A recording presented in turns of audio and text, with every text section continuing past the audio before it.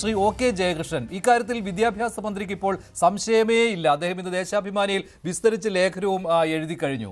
നിങ്ങൾക്ക് മറ്റു സംശയമുണ്ടെങ്കിൽ, അതായത് PM ശ്രീ കേരളത്തിൽ നടപ്പാക്കുന്നതിനെ എതിർക്കുന്നവർക്ക്, അത് നിങ്ങളെ കൂടി ഉദ്ദേശിച്ചുള്ളതാണല്ലോ CPIയെ, ഈ PM ശ്രീ നടപ്പാക്കിയ സംസ്ഥാനങ്ങളിൽ പോയി അന്വേഷിക്കാമെന്നാണ് അദ്ദേഹം പറയുന്നത്. ഞങ്ങൾക്ക് സംശയ ലേശമന്യേ പറയാൻ പറ്റുന്ന കാര്യങ്ങളാണ് PM ശ്രീ ഒപ്പിട്ട MOയിലൂടെ പുറത്തു വന്നിരിക്കുന്നത്. എവിടെയും ചർച്ച ചെയ്യാതെ ഒരു MOU ഒപ്പിട്ട് വന്നപ്പോൾ ആ MOUയിൽ എവിടെയാണ് ഈ കേരളത്തിൽ ഈ സമീപകാലത്ത് അല്ലെങ്കിൽ 2 ദിവസമായി MOUയിലെ വ്യവസ്ഥകൾ അങ്ങനെയാണ്, പഠിക്കാൻ ഇങ്ങനെ പോകാം, അടുത്ത സംസ്ഥാനം നോക്കാം എന്നൊക്കെ പറയുന്നത്. എന്തിനാണ് അടുത്ത സംസ്ഥാനത്തേക്കൊക്കെ പോകുന്നത്? കേരളം തന്നെ നോക്കാം.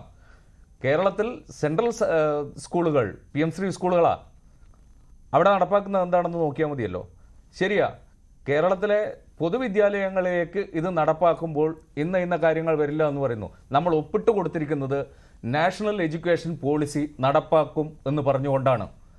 PM ശ്രീയിലാവട്ടെ, അതിൻ്റെ വ്യവസ്ഥകളിലാകട്ടെ, എല്ലാറ്റിലും നമ്മൾ ഒപ്പിട്ട് കൊടുത്തിരിക്കുന്നത്, നമ്മുടെ ഉദ്യോഗസ്ഥർ പോയി ഒപ്പിട്ടിരിക്കുന്നത് നമ്മൾ ദേശീയ വിദ്യാഭ്യാസ നയം നടപ്പാക്കും എന്നുള്ളതാണ്. അത് ഒപ്പിട്ട് കൊടുത്തിട്ട് പിന്നെ ഞങ്ങളിത് നടപ്പാക്കില്ല എന്ന് പറയുന്നത് അത് പൊതുവെ ആളുകൾക്ക് മനസ്സിലാകുന്ന ഒരു കാര്യമല്ല എന്നാണ് ഞങ്ങൾക്ക് പറയുവാനുള്ളത്. മറ്റൊന്ന്, എന്താണ് ഇനി ഇതിനകത്ത് നമ്മൾ പെട്ടുപോയി, അതുകൊണ്ട് ഇനി ഇതിൽ നിന്ന് കരകയറാൻ കഴിയില്ല, അതുകൊണ്ട് ന്യായീകരിച്ചു കൊണ്ടേയിരിക്കണം എന്നുള്ളതാണെങ്കിൽ ആ തരത്തിലായിക്കോട്ടെ.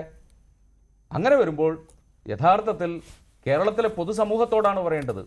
ഈ 2020 മുതൽ ഇതുവരെ നാം ഉയർത്തിപ്പിടിച്ച, ഇടതുപക്ഷം എന്ന നിലയിൽ നാം ഉയർത്തിപ്പിടിച്ച മുദ്രാവാക്യം, നാം ഈ സമൂഹത്തോട് പറഞ്ഞത്, അതിൽ വെള്ളം ചേർക്കാൻ ഇപ്പോൾ പറ്റുമോ ഇല്ലയോ, അതിനാണ് മുതിരുന്നെങ്കിൽ അത് തുറന്നു പറയുക, അത് മാത്രമാണ് ചെയ്യേണ്ടത് എന്നാണ്. പക്ഷെ അത് CPM കൊണ്ട് സാധിക്കുമോ? ഇതുവരെ പറഞ്ഞതെല്ലാം തെറ്റാണെന്ന് പറയാൻ എങ്ങനെ കഴിയും?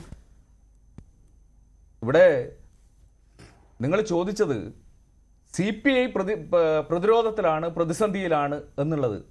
CPI ഒരു പ്രതിസന്ധിയിലുമല്ല. CPI അതിൻ്റെ രാഷ്ട്രീയ നിലപാട് എന്നും ഇന്നും ഒരേ തരത്തിൽ ഉയർത്തിപ്പിടിക്കുന്നു. അതുകൊണ്ട് പ്രതിസന്ധിയിലായവർ ആരെങ്കിലും ഉണ്ടെങ്കിൽ അവരാണ് അതിന് പരിഹാരം കാണേണ്ടത് എന്നുള്ളതാണ് അതിൽ നിന്നും വ്യക്തമാകുന്നത്. അത് ഏത് തരത്തിൽ സാധിക്കും എന്നുള്ളത് പരിശോധിക്കാം.